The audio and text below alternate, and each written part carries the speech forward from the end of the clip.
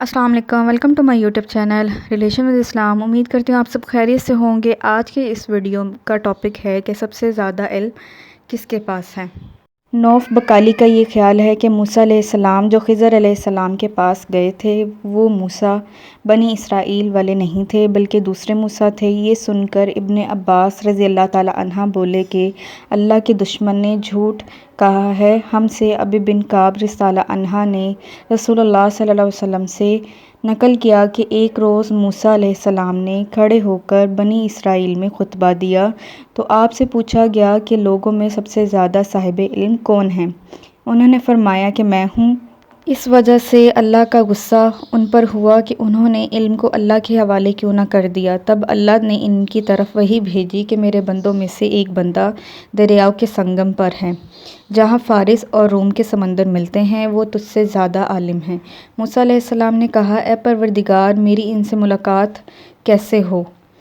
حکم ہوا کہ ایک مچھلی زنبیل میں رکھ لو، پھر جہاں تم اس مچھلی کو گم کر دو گے تو وہ بندہ تمہیں وہیں ملے گا۔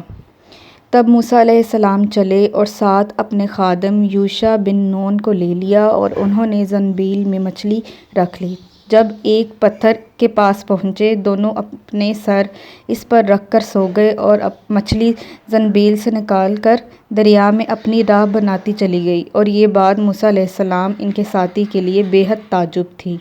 پھر دونوں باقی رات اور دن میں جتنا وقت باقی تھا چلتے رہے۔ جب صبح ہوئی، موسیٰ علیہ السلام نے خادم سے کہا، ہمارا ناشتہ لاؤ۔ اس سفر میں ہم نے کافی تکلیف اٹھائی اور موسیٰ علیہ السلام بالکل نہیں تھکے تھے، مگر جب اس جگہ سے آگے نکل گئے جہاں تک انہیں جانے کا حکم ملا تھا، تب ان کے خادم نے کہا، کیا آپ نے دیکھا تھا کہ جب ہم صخرہ کے پاس ٹھہرے تھے تو میں مچھلی کا ذکر بھول گیا؟ بقول بعض صخرہ کے نیچے آب حیات تھا۔ وہ اس مچھلی پر پڑا اور وہ زندہ ہو کر بقدرت الہی دریا میں چل دی۔ یہ سن کر موسیٰ علیہ السلام بولے کہ یہی وہ جگہ ہے جس کی ہمیں تلاش تھی۔ تو وہ پچھلے پاؤں واپس ہو گئے۔ جب پتھر تک پہنچے تو دیکھا کہ ایک شخص کپڑا اوڑھے ہوئے موجود ہے۔ موسیٰ علیہ السلام نے انہیں سلام کیا۔ خضر علیہ السلام نے کہا کہ تمہاری سرزمین میں سلام کہاں؟ پھر موسیٰ علیہ السلام نے کہا کہ میں موسیٰ علیہ السلام ہوں۔ خضر بولے کہ بنی اسرائیل کے موسیٰ؟ انہوں نے جواب دیا کہ ہاں۔ پھر کہا، کیا میں آپ کے ساتھ چل سکتا ہوں تاکہ آپ مجھے ہدایت کی وہ باتیں بتلائیں جو اللہ نے خاص آپ ہی کو سکھائی ہیں؟ خضر علیہ السلام بولے کہ تم میرے ساتھ صبر نہیں کر سکو گے۔ اسے موسیٰ علیہ السلام، مجھے اللہ نے ایسا علم دیا ہے جسے تم نہیں جانتے، اور تم کو جو علم دیا ہے اسے میں نہیں جانتا۔ اس پر موسیٰ علیہ السلام نے کہا، اللہ نے چاہا تو آپ مجھے صابر پاؤ گے اور میں کسی بات میں آپ کی نافرمانی نہیں کروں گا۔ پھر دونوں دریا کے کنارے کنارے پیدل چلے۔ ان کے پاس کوئی کشتی نہ تھی کہ ایک کشتی ان کے سامنے سے گزری تو کشتی والوں سے انہوں نے کہا کہ ہمیں بٹھا لو۔ خضر علیہ السلام کو انہوں نے پہچان لیا اور بغیر کرایہ کے سوار کر لیا۔ اتنے میں ایک چڑیا آئی اور کشتی کے کنارے پر بیٹھ گئی۔ پھر سمندر میں اس نے ایک یا دو چونچیں ماری۔ اسے دیکھ کر خضر علیہ السلام بولے کہ اے موسیٰ، میرے اور تمہارے علم نے اللہ کے علم میں سے اتنا ہی کم کیا ہوگا جتنا اس چڑیا نے سمندر کے پانی سے۔ پھر خضر علیہ السلام نے کشتی کے تختوں میں سے ایک تختہ نکال ڈالا۔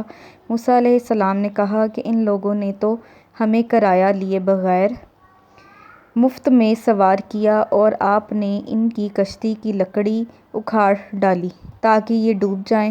خضر علیہ السلام بولے کہ کیا میں نے نہیں کہا تھا کہ تم میرے ساتھ صبر نہیں کر سکو گے؟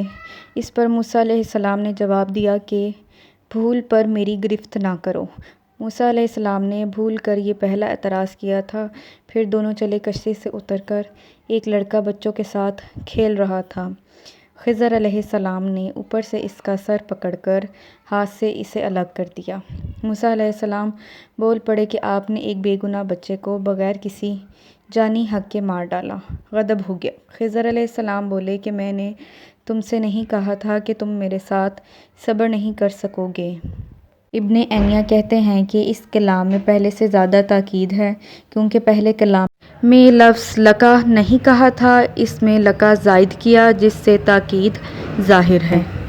پھر دونوں چلتے رہے حتیٰ کہ ایک گاؤں والوں کے پاس آئے، ان سے کھانا لینا چاہا، انہوں نے کھانا کھلانے سے انکار کر دیا۔ انہوں نے وہیں دیکھا کہ ایک دیوار اسی گاؤں میں گرنے کے قریب تھی۔ خضر علیہ السلام نے اپنے ہاتھ کے اشارے سے اسے سیدھا کر دیا۔ موسیٰ بول اٹھے کہ اگر آپ چاہتے تو گاؤں والوں سے اس کام کی مزدوری لے سکتے تھے۔ خضر نے کہا کہ بس اب ہم اور تم میں جدائی کا وقت ہے۔ جناب محبوب کبریاء رسول صلی اللہ علیہ وآلہ وسلم فرماتے ہیں کہ اللہ موسیٰ پر رحم کرے۔